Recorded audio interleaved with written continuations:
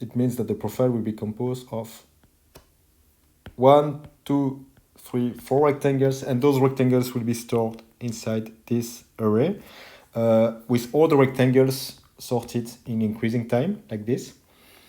And what we receive in arguments is all the starting rectangles, and this one can be really not sorted, so it's anything like this. So you receive all the rectangles, and the goal is to create this very nice profile starting from a set of rectangles that has been given in argument. You know this representation, right? It means that we receive an array of rectangles in argument. And a rectangle is a simple data structure, which is a 4 tuple containing 4 different fields. We have the starting time of the rectangle, we have the duration, we have the height of the rectangles, and we have the end of the rectangle. Okay, so starting time, duration, the height, and the finishing time of the rectangles. Then this is a constructor. The constructor will do the actual computation of the profile. It will first do a timeline with all the time events. This is the first step. You remember this timeline that we need to sort increasingly. And then we will process the events, and this will be done with the sweep phase of the algorithms. So let's study first the first step, which is the creation of the timeline. The creation of the timeline will create here all the entry points. An entry point is a time and then a plus or minus the resource consumption of the activity I. Okay, it will be a plus when you start the rectangles, it will be minus when you finish the rectangles. So we have already seen that in the worst case, there will be 2 times the number of activities time points. And so we will create actually 2 events per rectangle. So if you've got 1 rectangle, you will create, this one is requiring resource I. This is a starting time. Okay, you will create 1 event with the starting time of this rectangle and plus Ri, and at the end of I, you will do a minus Ri. And these are the 2 events that will be generated per rectangle. This is what we do here.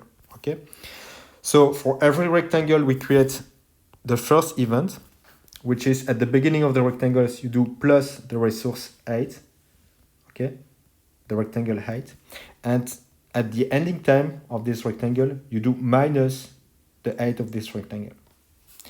And we will add 2 special points here, one which will be for minus infinity and one which will be for plus infinity. And what I call minus infinity is the minimum value over the integer, and the maximum value is for plus infinity.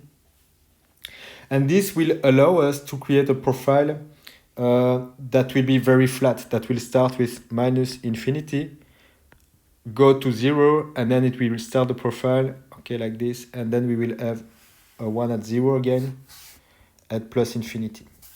Okay, and so we are sure that we will overlap every activity later, and this will save us some special cases. We will do the saving of dealing with special cases just afterward.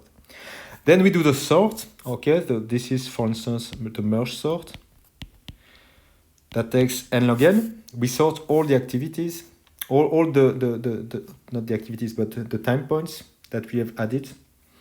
And then we need to go to step 2, which is creating the profile by using the sweep algorithm that will rely on the points that we have sorted just before. So the second step is the sweep. We start from the sorted time points, and we process them one by one. This is what we do here, one by one. And we will maintain 2 different things. We will maintain the current time. Okay. So remember, all the time events have been sorted. We process them one by one. And this is the current time point where we are. And this is the current height of the rectangle that we are creating.